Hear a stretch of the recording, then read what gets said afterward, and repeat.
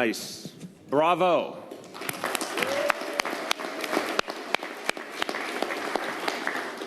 We want to thank the Kappa Band.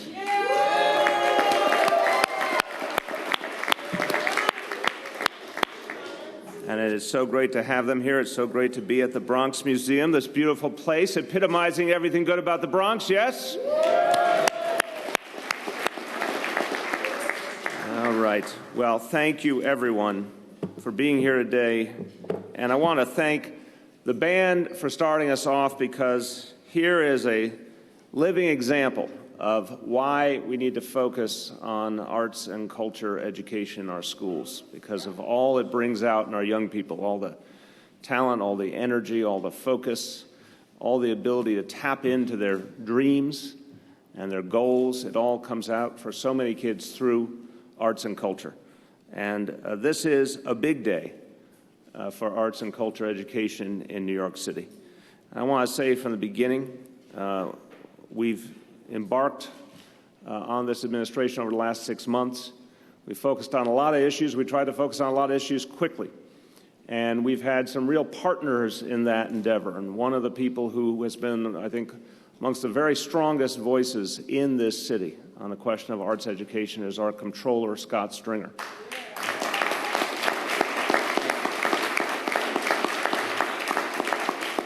And he used the power of his office to put out a report back in April that really crystallized the attention of this whole city, certainly of my administration as well, on the fact that we had a job to do, that for too long we had underinvested in arts education and cultural education in our schools. And it was time to right that wrong and do something aggressive about it. So we're going to be talking about what's come from that process today, and you'll hear from the Comptroller, but want to thank him for helping to set us all on this right path to get this school system to really focus the way it needs to on arts and culture. I also want to thank our host, Holly Block, the Executive Director of the Bronx Museum of the Arts, for this wonderful, wonderful establishment. Ask any proud Bronxite, and they love this place, and we are very, very proud to be here today. I want to thank the members of my administration who are with us. Of course, our Chancellor, Carmen Fariña, who you will hear from in just a moment. And our Cultural Affairs Commissioner, Tom Finkelpearl.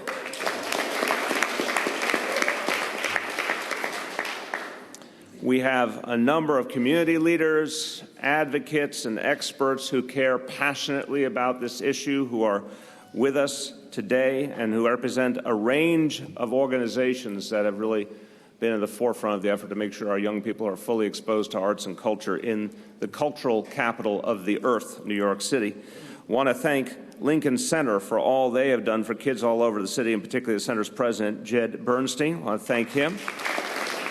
And you'll be hearing from him in a short while. I want to thank the Center for Arts Education for their advocacy on this issue. And all the other wonderful organizations that are represented here today. And want to thank our elected officials. You'll hear from them in a moment. I want to thank the chair of the City Council Cultural Affairs Committee, Jimmy Van Bramer. And the woman who has the honor of representing this district, Councilmember Vanessa Gibson.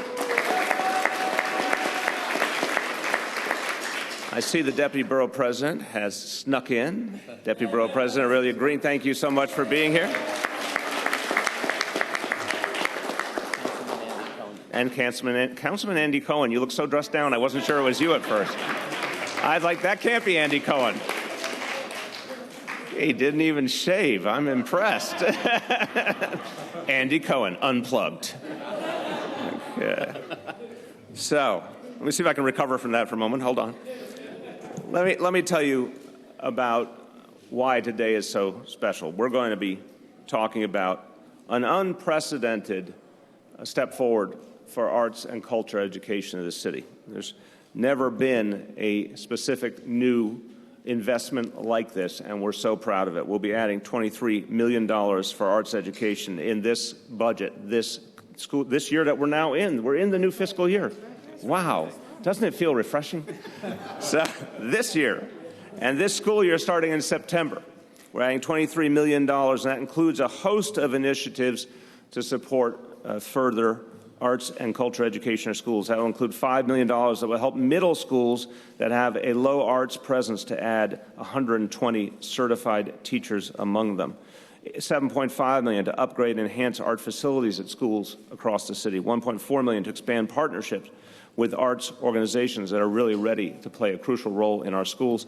And $3 million to create an arts teacher choice fund to give art teachers the money they need to spend on studio materials for their kids. These are all going to be important pieces of changing our approach and making it stronger. The new funding will make an enormous difference for programs all over the city in our schools. But, you know, what we recognize more and more is that arts and culture education unto itself is a crucial part of the educational process and part of human growth. It also has the ability to help kids be stronger in a whole host of disciplines. For so many young people, their coming of age, their moment of awareness, their moment of really believing in themselves and locking into their overall academic path came through arts and culture. So it's important unto itself, but it's also crucially important because of the other doors it opens for our young people. And you could talk to so many of our current kids in New York City public schools. You could talk to so many people probably on this stage in this room who will tell you how an art class, painting, music, sculpture, something engaged them and energized them and took them forward. I want to tell you one story about a young man here in this room. He's a member of the Kappa Band, the renowned Kappa Band. You can clap for the Kappa Band again. And, you know, everyone in this room is very discerning, so I'm sure you heard the mellow sound. You could pull out the mellow sound of Michael Pimentel's trombone. Michael. Hold up your trombone. There, see, doesn't it look mellow? Michael is the youngest of three brothers who graduated from the Kappa 3 Middle School here in the Bronx. His older brothers, Christian and Juan, are also graduates. I have to tell you the story, and it's a challenging story because these three wonderful young people, they have done so much that in their time in school. They've done so much the right way. They've been strong students. They've also been superb musicians, all three of these kids. But they've had a very, very tough year because they lost their father in the last year. And, of course, their mother worried deeply about them given the challenges the family faced. But when she heard the three boys playing music together, when she heard that positive sound and that teamwork and that hope coming from their music, she knew they would be okay. The Pimentel brothers acquired a sense of purpose and discipline from playing music, from all the practice, from all the hard work, and, of course, a sense of accomplishment. Now, Michael just graduated from Kappa 3 this year. He's looking forward to attending the Celia Cruz Bronx High School of Music in the fall, one of the nation's premier music high schools. Let's give Michael a round of applause to commend him. Take your bow, Michael. Take your bow. And let me tell you, Michael's brother Juan, a baritone horn player, now in the 12th grade. Christian, the oldest three brothers, just graduated from Celia Cruz, and he's a tenor sax player. He will be attending Alfred State College in the fall on a music scholarship. So the musical success and the academic success went hand in hand. It's no accident. Involvement in the arts clearly deepens each child's sense of themselves, their discipline, their critical thinking, so many of the things needed for a child to be strong and effective in this world they receive through arts education. And it's really necessary more than ever. 21st century, I've said many times, at this point in human history, education determines economic destiny more than at any point before in history. We're in a different kind of world, a different kind of economy. You need to go as far as you can with your education. Arts and cultural education broadens each child deepens their commitment to education, makes them stronger intellectually, and makes them better able to handle the world that we're in today. So this is an important day, an important step forward for New York City public schools, an important step forward for our children and families. Before I bring up some of my colleagues, just a moment en español. El anuncio de hoy de una inversión de $23 millones más en los programas de arte en las escuelas es una prueba de que mi administración toma la educación artística en serio.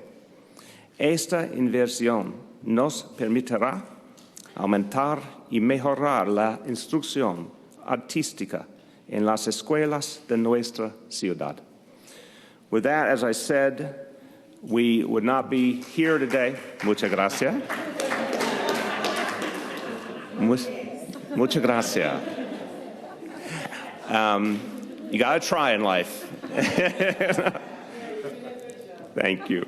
With that, I want to say again a deep thanks to Scott Stringer for his relentless advocacy for making sure that all of us were focused on this issue, and he deserves a lot of credit for the announcement we're making today. I'd like to welcome our Comptroller, Scott Stringer.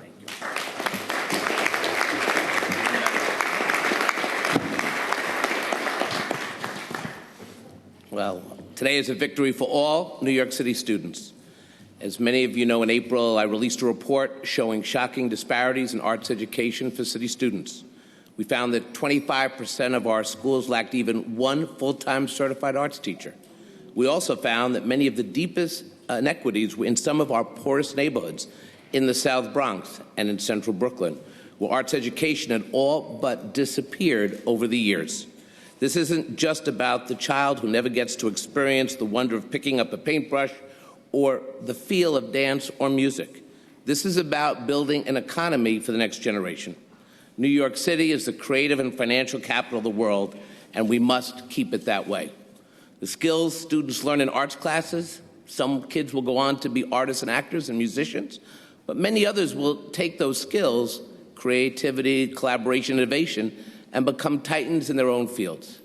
Mayor de Blasio understands that, which is why he responded so swiftly when he saw the report. Now think about this. Controllers and other elected officials can issue all the reports in the world. Everyone can crunch the data. But many times, those reports don't get to the main person. But Bill de Blasio understood when he looked at the report action was needed. So here's what he did. He called us in. We went back and forth. We talked about the number of arts teachers. He sent me over to Chancellor Fariña. We had more collaboration. She had her own plans about how to focus this, as only a chancellor can. And at the end of the day, because of his effort, because of this way he includes people, we stand here today to make an announcement that has the potential for transforming arts in New York City. And for that, he gets a big round of applause.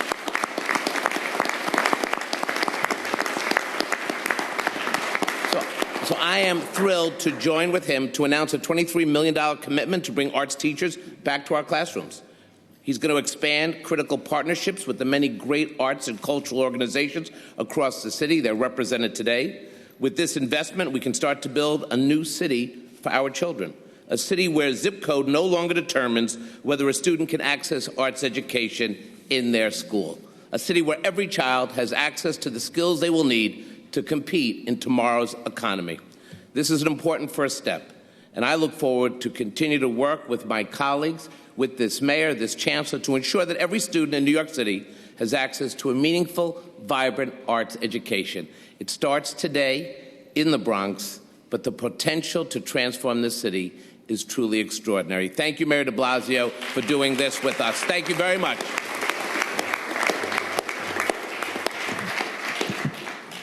Now, for all of us who are in a position to help direct some funding where it needs to go, that's in many ways the easy part. The hard part is making these programs come alive and making our school system work together as one for these goals. Well, the good news is whenever I bring up a topic related to improving our schools, Chancellor Fariña is passionate about that topic, whether it's arts education or special education or pre-K or after school. The passion levels are essentially equal and equally intense across the board. And that's because she's a lifelong teacher, because of her passion for the work she does. So I know she feels strongly about these great steps forward that we're taking today and what it's going to mean for children all over the school system. And she's exactly the right person to make this new initiative come alive. Our Chancellor, Carmen. Hi. Good morning. Actually, for me, this is a dream come true. I know almost everybody on the stage from my prior life is an arts advocate. So this to me is like, giving me money and say, do what you have always wanted to do. So here I am, and I really am very, very grateful. First and foremost, I do believe that arts are not a frill. For people who think that the arts is another way to waste time or to build in something else, that's not what it is. The arts, in many, many ways, particularly in middle school, make kids come to school. This is the third time I'm hearing Kappa 3 and it never gets tired.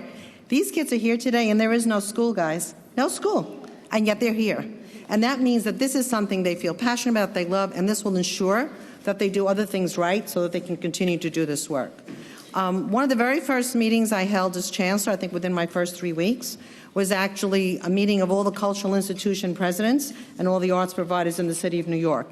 And that's because I wanted to ask them, how can you help me?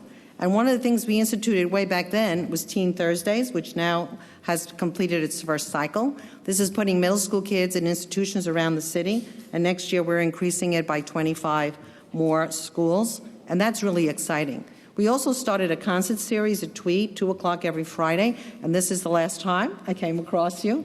And this is because we know that music brings joy. When they come to perform at Tweed, people come out of their offices. There's a lessening of stress. There's something that says we're here to be relaxed, to be entertained, but more importantly, we know we're dealing with experts. This money is giving us an opportunity to make sure that every child in New York City has an opportunity to be passionate about whether it's a visual art, whether it's dance. One of the programs we'd like to see much more expanded is dance. There isn't an art form that we don't expect to see in our schools. I think one of the other things when we put this money together, besides licensed teachers, we want to ensure that there are more residencies that are aligned with core curriculum subjects. I know there are many people on the stage who are helping us with that right now. As a former principal, I was one of the first Annenberg winners where I actually collaborated with 3 of the agencies that are represented here today. So I think that's really, really important. But I want you to know that although this money is very important, we have put money in other buckets to align with this. So for example, one of the things we did, and I met with the department facilities yesterday, is to ensure that all the auditoriums in the city will get a little sprucing up. One of the core curriculum mandates is that kids perform before an audience, that they have a point of view, that they have a sense of confidence. This happens when you get on the stage. How many of you like going on the stage and showing off for people? Absolutely. Why not? So this is an important thing. So our auditoriums have to look a certain way. We're also looking at how many places want to have dance teachers and how do we make sure they have dance floors that meet the standards so the kids can go there and dance.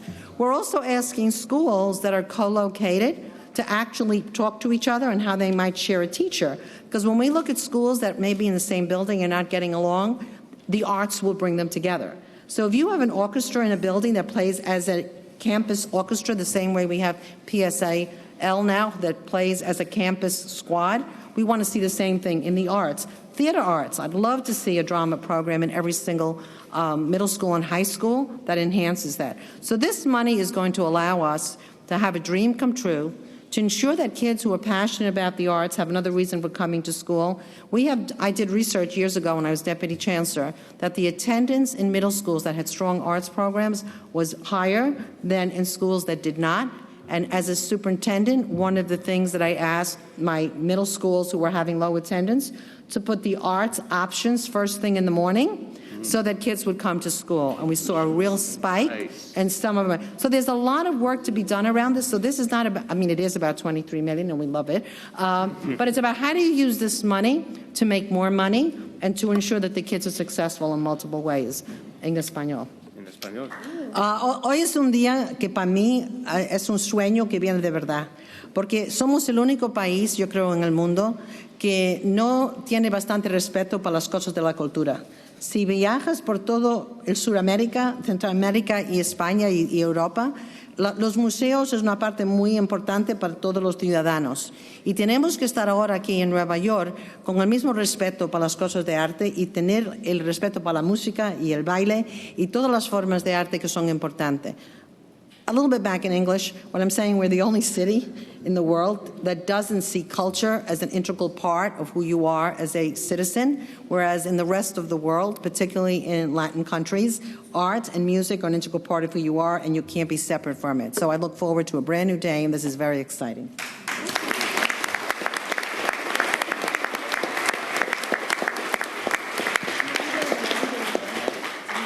I told you she'd be passionate about it.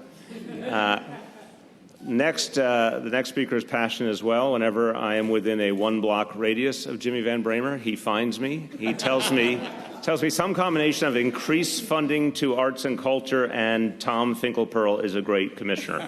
Something, it's almost one or the other is always in every sentence. I'd like to thank the very persistent and hardworking chair of the Cultural Affairs Committee and bring him up, Councilmember Jimmy Van Bramer.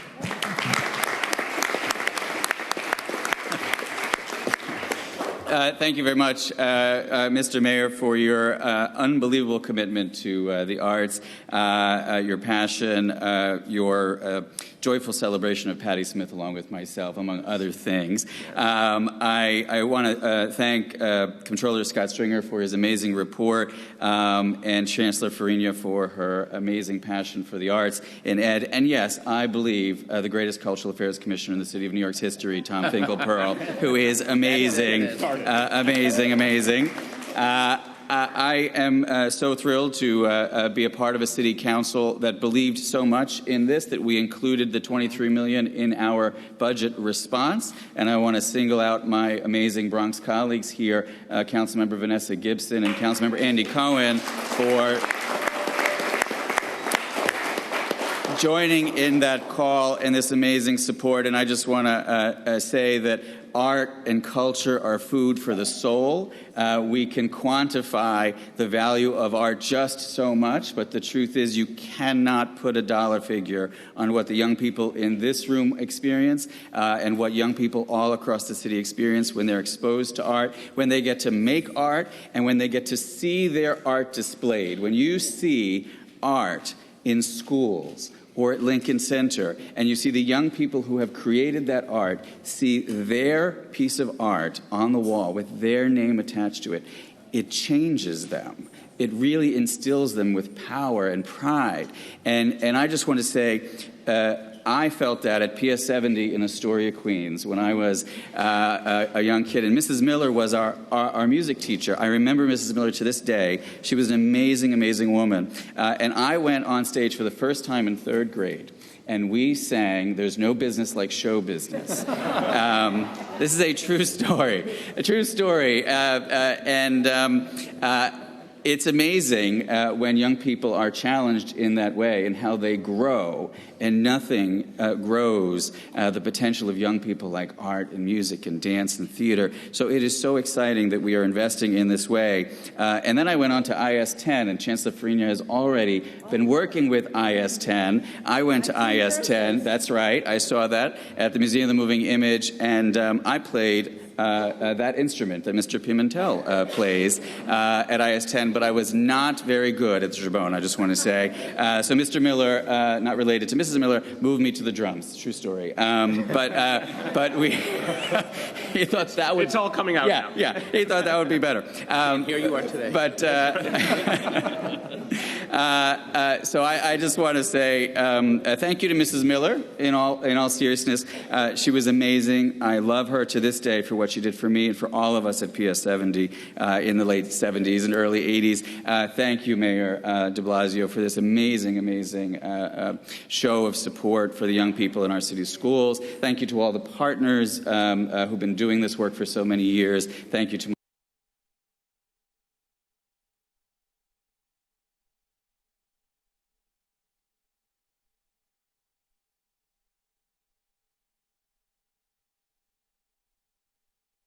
if I can impress him because this last Saturday, my daughter Kiara insisted that our family go to the Kara Walker.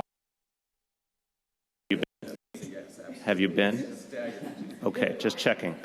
So, for anyone who has not been, you have to go to this. It's only one more week, and it's entirely made out of sugar and molasses, and it's about the meaning of the sugar and molasses trade to everything that is today good and bad in our world, and it's absolutely extraordinary. So, a vote of confidence for Kara Walker. With that, that was my cultural sidelight. Just wanted to show you I'm paying attention to the subject matter. With that, I'd like to bring up the council member who represents this district and has been a great friend and ally in so much of this administration has been doing, Vanessa Gibson.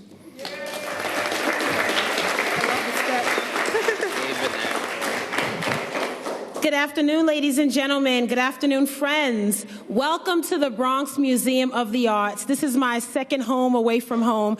I'm so honored and delighted to join with all of you. I want to thank our mayor, Mr. Bill de Blasio, for all of the work that he has done. I call him Mr. Mayor all the time. As well as my good friend, our Comptroller Scott Stringer, and our Chancellor Carmen Fariña. Thank you so much for your investments in the city of New York. And to my colleague, my distinguished majority leader, I would say we should start a band in the city council, right? Yes. So while I do not play an instrument, I certainly can dance. So I'll bring some musical entertainment, right? And to all of my colleagues who are here, Councilmember Andy Cohen, our Deputy Borough President Aurelia Green, and our Commissioner Finkelpearl, thank you so much. And to each and every one of you, this is an amazing and incredible day. This is a celebration of accomplishment. This is a celebration of commitment, of dedication, of investment in our children. And I am so honored that our mayor at this time during this season has decided to come to the Bronx for this wonderful announcement, right? We are so honored.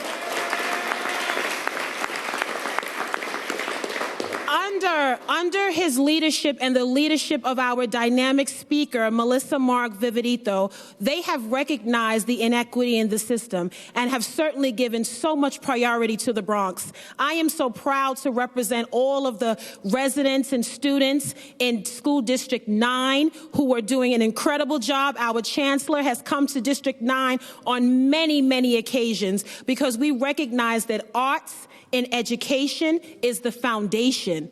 It is the beginning. It is the heart and soul of our educational fabric, of our children's education, of their learning opportunity, their growth, their experience, the relationships that they build starts with art. And so what better way than us as a council putting our money where our commitment is in making sure that not only this $23 million, but all of the programs that we are wrapping together, making sure that we focus on certified arts teachers, expanding our arts programs, making sure that resources are available for our children.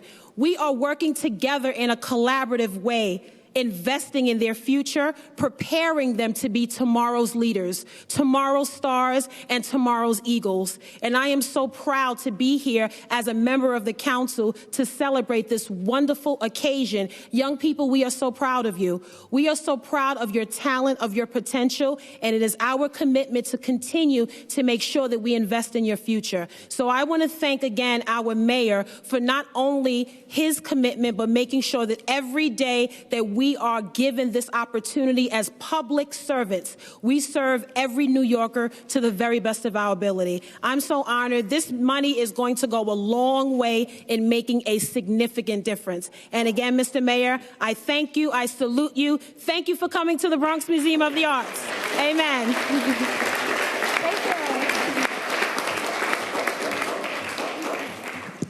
So our next speaker is Jed Bernstein, and Jed had a long and very successful career as a Broadway producer, and that would have been enough, but he's now gone to the next great step as president of Lincoln Center, running arguably the greatest cultural institution anywhere in the world. That's a little bit of New York bias there. Hope you don't mind. President Jed Bernstein of Lincoln Center.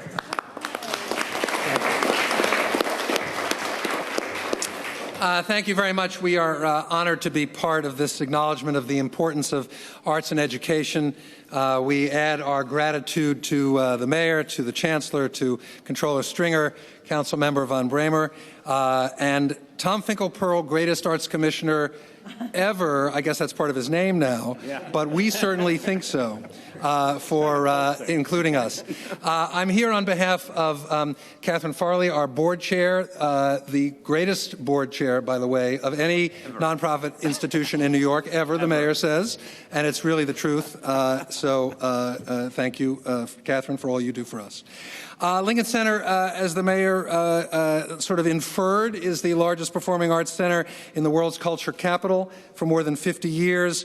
Historically, we've played a significant role in arts education, creating programs for both teachers and students, reaching hundreds of thousands of children in all 5 boroughs of New York City and beyond. Today, we are pleased to announce the launch of the Lincoln Center Scholars Alternative Certification Program, which is an innovative new initiative to educate, certify, and fast-track the placement of high-quality arts educators in up to 120 city schools over a 3-year period. We do this in conjunction with our partners at Hunter College, led by the wonderful Jennifer Rabb. We're going to begin with certification in music and dance, and then move on to drama and visual art. Most importantly, when this initiative gets done, there will be more art in the schools, more teachers teaching more art in the schools, and that's what it's all about. We believe it's vital. This effort is vital to focus on arts education in schools because it ensures that every student, can touch the arts and learn from the arts. In particular, I want to thank Lori Tisch and her Illumination Fund. Lori and the Tisch family do such enormous good for our city in general and Lincoln Center in particular. They have generously funded this program. Its executive director, the Illumination Fund, Rick Luftglass, is here with us today, and they deserve our thanks. I also want to mention Meryl Tisch, the New York State Board of Regents Chancellor, for her inspiration and guidance, as well as Michael Mulgrew, President of the United Federation of Teachers, and our own Russell Granite, who is our Education Director. And we think we have the best Education Director anyplace, so we're very proud of that. In closing, I will say this. You can't find too many people who will tell you that arts and kids is a bad idea. You find far fewer who are willing to pay for it. And this group of colleagues behind me are paying for it. As a New Yorker, on behalf of all of us in the arts business, we are profoundly, profoundly grateful. Thank you so much.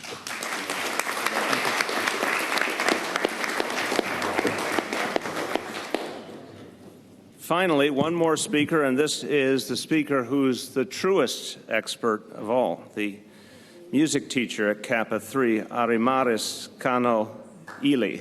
You can clap for it.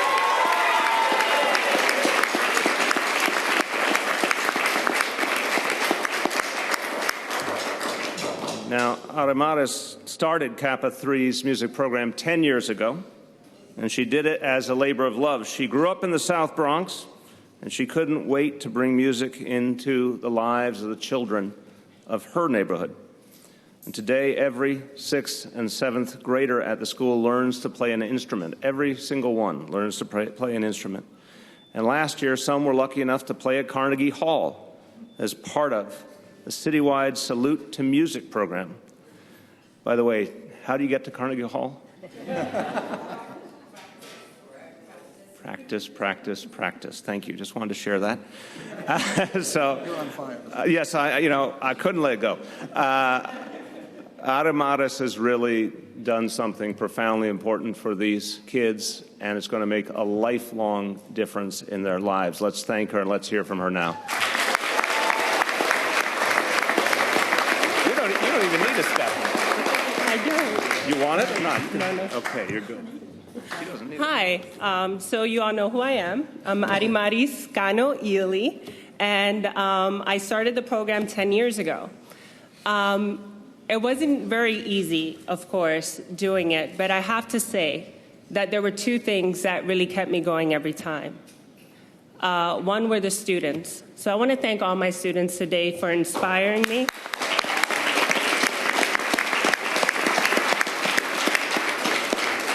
I always wanted to, I still am improving, and I still want to be a better teacher just so that I can continue to do what I do. And of course, my administration and the staff, if it wasn't for your encouragement, today, I don't think I would be here. So I want to thank you all for all your support.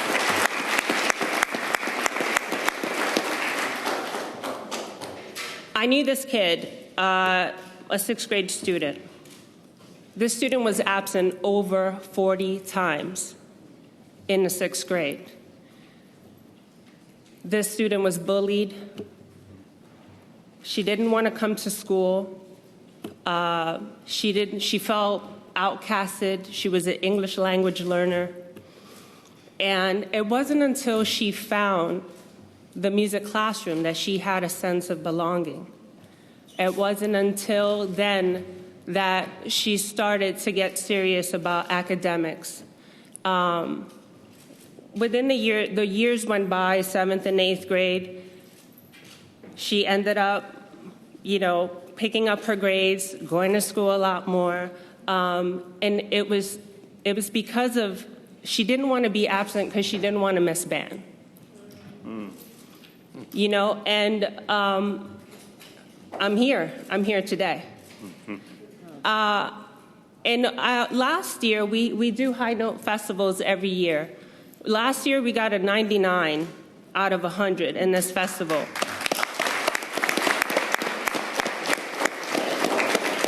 And when we got home, I ran into one of the students. And he said to me, Kano, you're the reason why I want to come to school every day. And that, Enrique, I love you. That's the reason why I do what I do. So that's my story. I want to thank Paul King for the amazing opportunity. Thank you for thinking of me. City Council, Carmen Fariña, Mayor de Blasio. And again, I love what I do every day, and I want to thank you all for this. Thank you.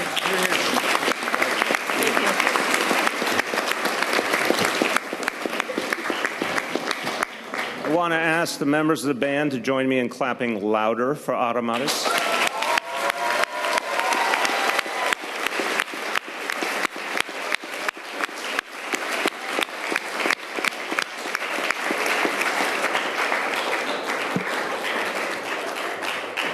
As a parent, I know this age group well. They're very quick to respond to the opportunity to be louder.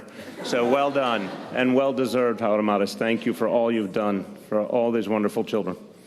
With that, we'd like to take questions on topic first, then we'll do off topic. On topic, yes. Mr. Mayor, the Comptroller's report said that there's 400 schools that are lacking a full-time teacher. This money supplies for 100 new teachers.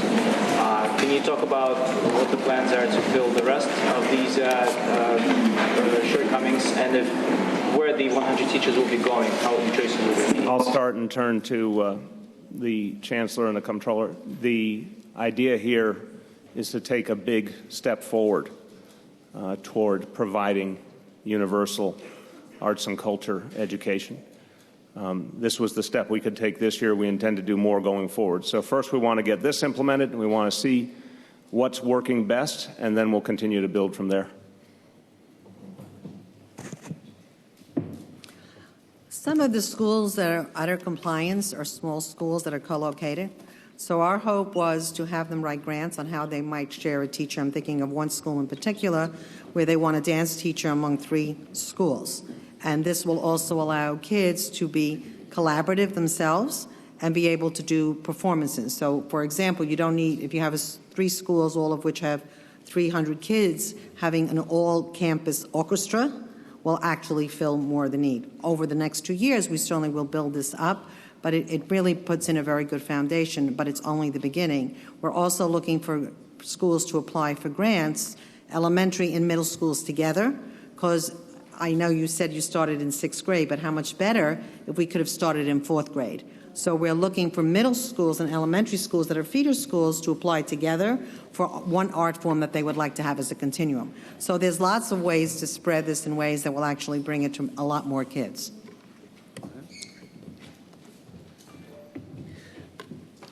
I think it's important to note just how extraordinary that commitment for the 120 schools is.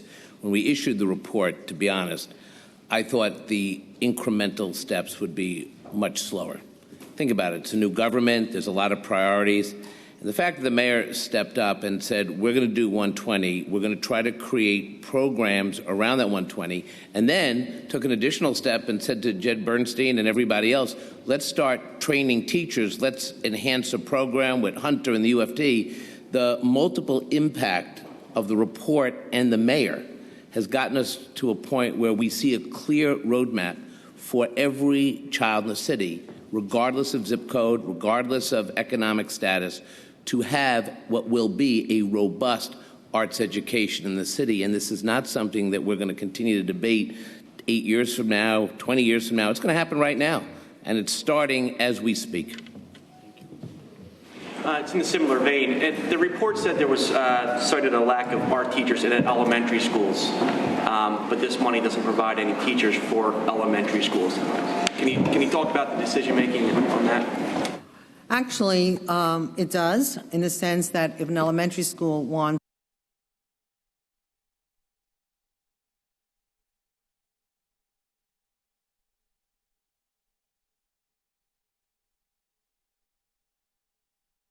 middle schools and high schools, there is not that much of a compliance issue on. But I will tell you that just having been to 60 schools in the last couple of months, the arts, if not in the quantity I would like to see them, are present in almost all schools. This is not just about quantity, it's about quality. And I think that's where Lincoln Center and Hunter working together is also going to ensure that the teachers we put in the schools are not just any teachers, but the teachers that come with very high credentials. Absolutely. A $23 million figure in additional funding, what is that? What is the current level of funding for arts education in the schools? And has it, if you can give us a sense of what it's been over the last few years so we know sort of how significant an increase this is? And also, do you have a sense at this point of how many more students will now receive arts education within the school system as a result of this funding boost? I will get those as follow-ups unless anyone has the fingertips. I can just answer one. Yeah. So Carmen's going to step up, but we'll get you detailed breakout separately. But Carmen will have. Okay, the reality is that principals are not asked specifically, particularly in elementary schools, to designate what percentage of their money is spent for the arts. It really comes out in what we call prep period to teachers. So our encouragement going forward is that they should ensure that at least some of their coverage teachers, as we call them, are focused in the arts. So I think that's another way to go. Specific monies I don't have because Project Arts doesn't exist anymore, per se, but that's sort of the direction we're taking. Following up on that, are you thinking about having dedicated arts funding and requiring that principals actually spend money on especially in the grades where it's required by the state and so many hundreds of schools are out of compliance with the law? We have done a lot of training of principals. We continue to do it this summer. We are fully scheduled to do professional development. We have close to 600 principals who signed up for professional development next week. And it's certainly one of the things that we're going to be putting on the plate about things to tell them that they should be looking at very closely. And this is a big step forward to that compliance. Hi there. Where's this money coming from? Are residents going to see a larger tax increase? And is this the best way that $23 million can be spent? Even though graduation rates are going in the right direction, still you have about a third that don't graduate. So I'll start, and then Comptroller is an expert on our fiscal dynamics. I imagine he'll have something to say, and the Chancellor may as well. The money's part of our budget that was adopted a few days ago. Obviously, there was not a tax increase as part of that budget, something we're proud of. So that answers that question. In terms of the impact on our overall goals, we're looking at the changes we're making in our school system holistically. We are obviously trying to do a lot to shore up early childhood education. We're trying to do a lot to extend the school day through after school. We're trying to do a lot of other things that we think will deepen our children's success, and I'm convinced that arts and culture education is a part of that this is part of how you get young people more attached to their academic experience, more motivated, more connected. Adamaris' story of her own life was incredibly touching, And I have heard so many young people tell me similar stories. Parents talk about their children. Teachers talk about kids they've been able to teach. You hear the same thing, that moment when something really clicked. And a lot of times that is around arts and culture education. So we believe in adherence to the law, the state law in and of itself, as an obligation we have. But at least as important is the fact that strategically we believe this investment will actually be very helpful at improving student performance, improving attendance, as Carmen said, and improving graduation rates. We think it fits all of that.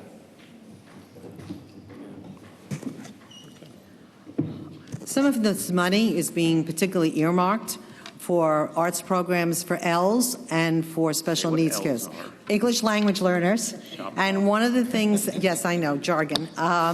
One of the things that we know, and I know, actually, Steve Tanner, where are you? Arts Connection and other agencies have specifically developed arts residencies to particularly serve these children. So we have special arts programs now for kids with autism, an award-winning program in particular. We have special programs for ELs. We know that English language learners learn well through music and theater. So how do you develop special programs for that? I don't think there's any such thing as wasted money when it brings kids into school with joy, passion, and keeps them there. I think you cannot learn and move the graduation rate if you're not in school. So by looking at kids' attendance and as it relates to the arts, I think we're making a big step forward.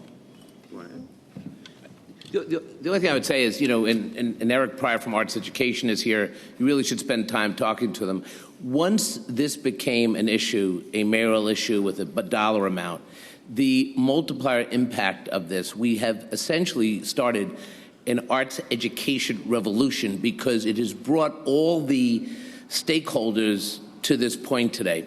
And that's going to do well in budgets in future years. It's going to actually start a conversation about arts education. And more importantly, parents who have had these kids in places where there's no arts, no instruments, no opportunity for an arts education, now parents linking your reforms on pre-K, this now becomes part of the conversation. I want my child to have a robust arts education. You know what? I now know there's money and a plan of DOE to get that done. So that is probably the most significant piece of this, given the stakeholders behind us. We're talking today about improving facilities and finding room for performing arts, but an IBO report released today showed rising rates of overcrowding in schools in general. I think I understand that almost 44% of students are now in overcrowded schools. Is there a solution for that in the near future? Well, we've made a very substantial capital commitment in this budget just passed to improving and increasing our facilities. I mean, we're quite clear that we have some districts that have had really substantial overcrowding problems. Central Queens is one of the areas we really focus on a lot, for example, that's had persistent overcrowding. We have to address that. So you'll see a lot of new construction activity over the next few years to address that. You're also going to see a movement away from trailers wherever we can do that, as quickly as we can do that, and the capital money to help achieve that. And then in terms of the pre-K program, of course, some of our biggest challenge with pre-K is creating capacity in areas that already are having overcrowding challenges. So we're going to be, in some cases, creating distinct and separate pre-K centers that might serve, several zone schools simultaneously. So the answer is we have to build more in some areas, for sure, and we've put the money forward in the capital plan to do that. Mr. Mayor, up to yesterday in the subway, where we saw it, and also online. We're still on topic, right? Yes. Okay. Well, it's about education. You want me to wait till the next? It's Department of Education is seeking teachers for universal pre-K in September. And one of the things it said, it noted that they also are seeking, in addition to certified teachers, non-certified college graduates with no teaching experience to teach at community-based early childhood centers. I was wondering what percentage of the teachers at the early childhood centers will be these college graduates with no experience, and will UFT membership be eventually required? I'll let the Chancellor speak to it. As you know, everybody who's going to be a part of the pre-K program will be on a track in terms of their early childhood preparation. And there's going to be an extensive training program this summer and then training programs throughout the time that they're teaching as well. So I'll have the Chancellor put that all in perspective. A lot of these college graduates would be coming into training. They would be almost like an assistant teacher. They will not be alone in the classrooms with the students, but also we have started, I think as of next Monday, the intensive training. Many of our universities are involved in this training, so our expectation is they will certainly be going into September fully capable of carrying out their responsibilities. What percentage of them will be in the community-based centers? What did arts education do for you when you were growing up? What did you participate? Were you in chorus? Were you a dramatist? Did you play an instrument? Thank you for your very sensitive question, Rich. Well, the truth is, I, like probably some other kids, didn't know if I fit in terms of the cultural world. I didn't play an instrument. I always wanted to play an instrument. I never got around to it. I was very involved in student government and lots of other things. I never got around to an instrument, so I wasn't sure. And then in my senior year in high school, some of the teachers urged me to participate in the school play because it was very inclusive. It wasn't just for kids who were focused on drama. They tried to make sure that anyone who had not yet participated did so. So I played a police lieutenant, I think it was, in the school play. And I believe the role, prepared me for my future. But yes, it was a wonderful experience, not just because of, the self-expression and the opportunity to create, but also the camaraderie, which I think is an amazing part of the entire cultural experience. I want to just ask the band, do you have a feeling of camaraderie? Do you have a feeling of esprit de corps? Teamwork? Yes? I can't hear you at all. Do you have a feeling of teamwork? Yes. Do you like working together? Yes. I don't believe that. That was really unbelievable. Let me try one more time. Do you like working together? Yes. See? Reverse psychology. So yes, I had a very good experience. Now, off topic. Another education question for the Chancellor, please. It's about IS 117, and there was a joint report by the city and state in 2010 that singled out poor leadership at the school and also said it lacked guidance and psychological services for the kids, but the principal remained. It's the same principal now. And I'm wondering if the school knew that these two 14-year-old boys were having issues and if there was staff that could help them and provide any assistance when these two boys were feuding and one said he was bullied. Well, first of all, this situation is still being investigated, but just so you know, going forward, we have reinstituted the guidance department at the DOE. Actually, have just been on emails back and forth. We'll be hiring a lot of extra guidance counselors. They'll be going through specific training, with this being one of the many topics we want them to focus on. And we're also coordinating a lot of the services that are presently in our New York City hospitals. We're asking hospitals to come together and kind of help us figure out what are the services they can provide. I think the initiative that the mayor has put forth for community schools is the right way to go, and the community schools are going to be put in places where we see the highest need and where kids will have mental health clinics as well as clinics that support dentists and other needs. So it is something that we think going forward we will have a real handle on. The deputy leader of the Senate Republicans was indicted today. I mean, you've been critical of them before. You think it's further evidence that the Senate Republicans shouldn't be in power, shouldn't be leading? I haven't seen the details of that case. I think the Senate Republicans shouldn't be in power because they don't represent the interests of the people of the state and certainly the interests of the people of the city. And I'm going to work hard to see that change in the fall. Mayor, on immigration reform, you issued a statement earlier about what the president said yesterday, issuing executive orders for immigration reform. But even though you may disagree with Speaker Boehner and threatening to sue, they are the majority in the House. Is this any way for the government to be run if the president does these kinds of issues by executive order? Yeah, I think the president doesn't have a lot of choice here. I think he's tried for years to find common ground with the Republican House members and to address something that obviously has to be responded to in this country. How on earth can we have 11 million or more of our fellow residents of this country go unrecognized, unsupported in any way, and continue to be a crucial part of our economy, and we act like it's not happening? It's absolutely ridiculous, and it's not sustainable, and it's not fair, and the human costs are very real. a lot of injustice occurs to these people. They're our fellow human beings, and that's unfair. And so to me, it's time for comprehensive immigration reform. The President's tried everything, I think, possible. And if the Congress is uninterested in acting on crucial national issues, and issues that have fundamental impact on our future as a country, then the President has every right to act in every way he can. Mayor, yesterday the Sanitation Department and the NYPD came out against changing alternate side parking rules to let drivers return to the spot. I'm wondering if you agree with that position, and since you campaign on reducing fines for outer borough New Yorkers, do you think there should be any kind of changes to these rules that people complain about? I think what the Sanitation Department is trying to say is that they don't have yet all the details worked out of how they would implement such legislation effectively, that there's still a number of issues that are unanswered, and I respect that. But I would say that what Councilmember Rodriguez is trying to achieve, I think, is commendable. He's trying to find a way to reduce the amount of time that people idle or circle or wait when they could return to a parking space once the street is cleaned. So I think his vision is a good vision. We have to figure out if we can find a way to make it practical, and I will certainly work constructively with him on that.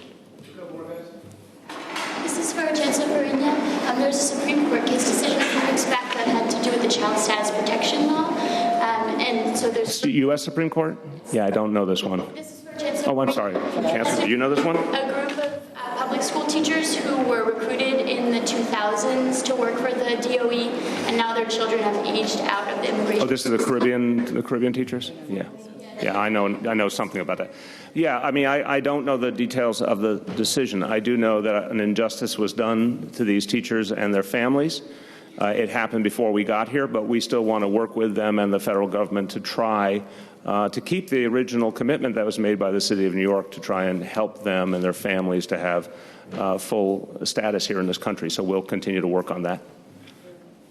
There's been some changes recently with the IDC, members of the IDC talking about returning to the Democratic Conference. I'm wondering if you're kind of confident that that's going to happen, or if you're still working to campaign against those people, kind of talks with them. You know, a lot of us have said what we wanted was for the IDC members to say they look forward to joining a Democratic majority, and they've said it, and I'm very, very encouraged. I think it's an incredibly important step forward for this state. I think it's incredibly important for the city and our needs in Albany.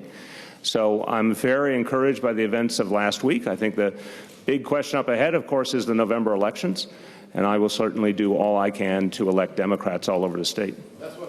Changed the summer school policy in April so that it doesn't rely solely on test scores. And in April, when the policy was changed, the DOE said they expected the same numbers as last year, about 10%, for schools to recommend about 10% of students. And the numbers came in lower, maybe about 10,000 students lower than expected.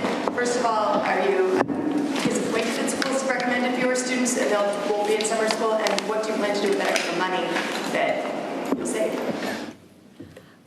First of all, it's a little lower than last summer, but it's equal to what had been the previous 3 years. Because last year was an anomaly in the sense that the state figured that the core test being taken for the first time would create more children failing. So as a result, they changed their cutoff. But it's exactly the same within a minus 0.1 of what had happened prior years. The other thing that's a major difference is that last year the students only had to go to summer school for 2 weeks, take a test, and they could drop out. We're asking that all students that come to summer school this year complete the full 6 weeks, and that there will be an assessment at the end where the principals and the teachers will decide on promotion policy. Thanks, everyone. Mayor, good job.